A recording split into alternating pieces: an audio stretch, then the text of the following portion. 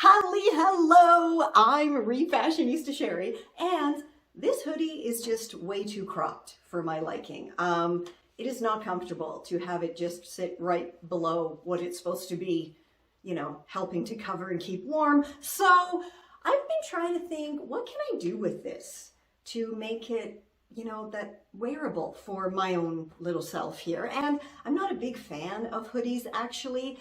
What I am a big fan of, though, is blazers. And I just so happen to have this blazer waiting in my stash to be upsized because it is more than a little bit snug across the back here. And yeah, so I gotta upsize it. And then I thought, hey, this has like blue kind of tie-dye, and this is a nice blue, and those kind of go together. So I'm thinking, can I combine these into a brand new fancy garment that maybe we could call a bloody or a hazer? I don't know, you let me know. You make something up and let me know down below what you think we should call it. If it turns out, this is total experiment right now, so you know what? Let's go give it a try. For this fast and funky upsizing project, all you need is a too small blazer and a hoodie. So the first thing I'm going to do is simply chop off my blazer sleeves. And you can tell this blazer is just super quality here because the only part that's lined is the sleeves, which is actually good because it's making this refashion quite simple because I don't have to worry about getting rid of or dealing with a lining on the whole blazer. Once the sleeves are off, the lining will be gone. So the sleeves are off and they will of course be placed in my stash for a future project. Now, look at this. We just created a very kind of funky long vest. So if you just want to leave it as is, you can, and then you have a no-sew vest. Or you can bind the edges here of the chopped sleeves, and I shall link down below to my DIY blazer to vest tutorial, so you can you know, do that one too if you want to. But this one, we're going to upsize. We're going to add the hoodie. It's going to be super cool. So let's get moving on that. All right. So because I need to upsize this, we next are going to chop out these side seams here right underneath the armholes.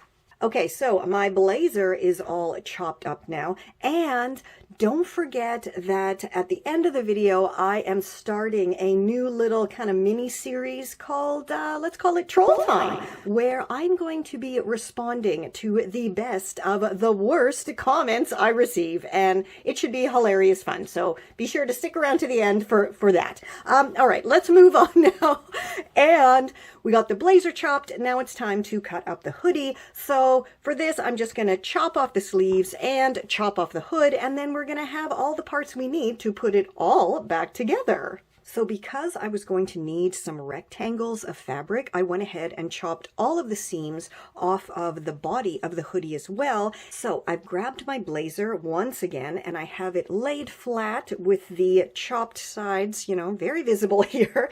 And I also grabbed the smaller of my chopped rectangle pieces. And I don't think I need to add too much to my upsizing side inserts here. Maybe 4 or 5 centimeters will do it because I do want to be able to wear like a sweater underneath this, and I think, yeah, 4 or 5 centimeters on each side should be more than enough.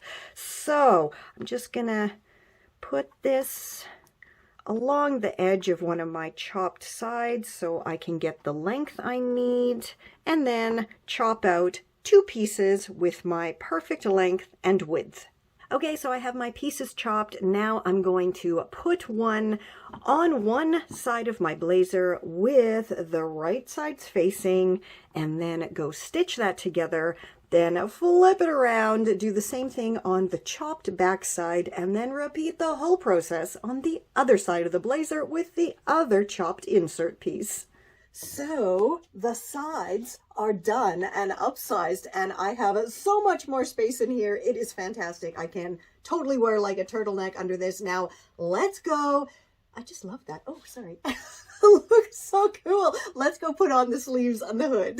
Okay, so I have my blazer inside out, I have one of my sleeves right side out, and as we know by now, when you put the right side out into the inside out and stitch it together, the right sides will be facing, which is what we want. Okay, so this kind of under seam here, under sleeve seam, under arm sleeve seam, yeah, I'm going to line it up in the center of my upsize insert, and then shake the sleeve down, make sure everything fits nicely, and then I'm just going to go stitch it all together. Now, both of these fabrics are quite stretchy, so I'm probably going to stretch a bit as I stitch to make sure they're all lined up together.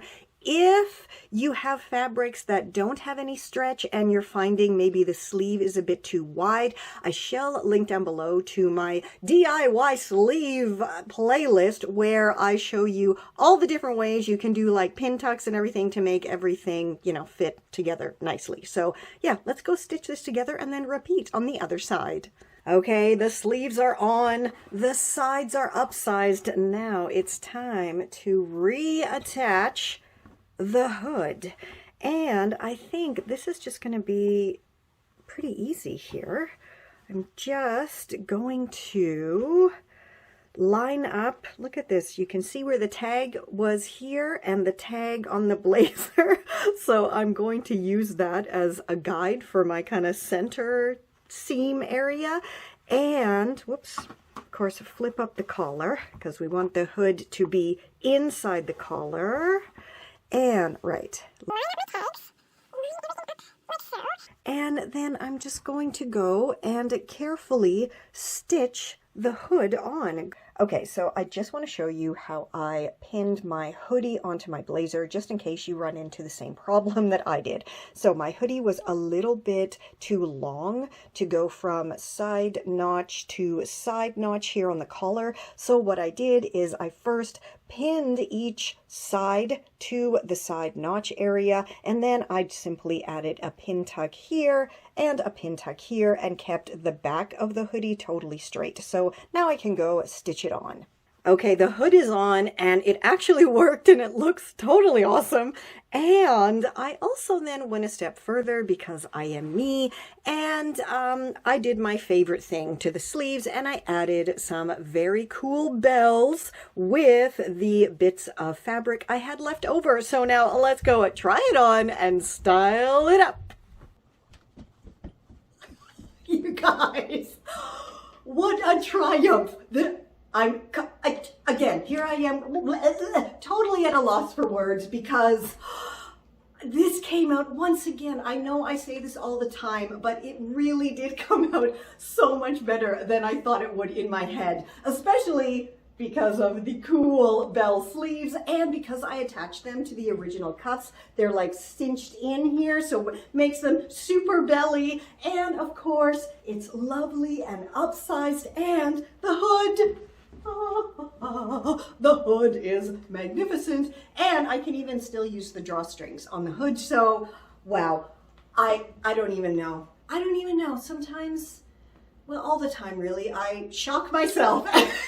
I really love this, and I highly recommend, if you have a blazer or a jacket that is a little bit snug on you, absolutely mix it up with a hoodie and create one of these. By the way, what are we gonna call this? Like I said, bloody, hazer, not so much, but you let me know down below if you come up with something different or which one of those you like the best. But it is now time for a new kind of ending the video series that I'm calling Troll Time.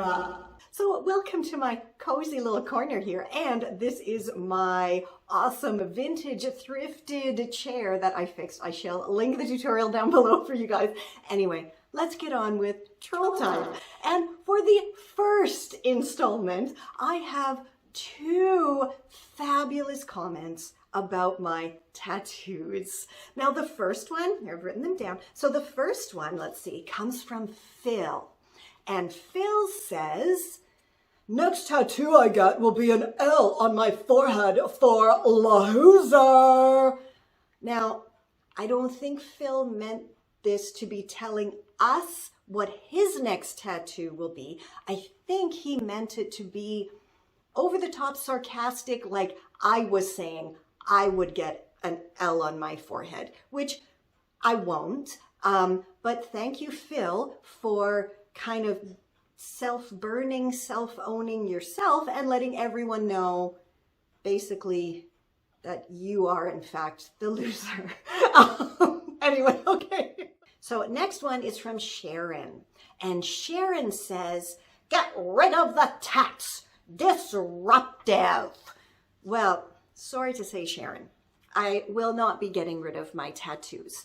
I started getting tattoos when I was 19 or 20, and they all have a very, very, very special, deep, heartfelt meaning to me. I don't just get a tattoo on a whim. They are all well thought out.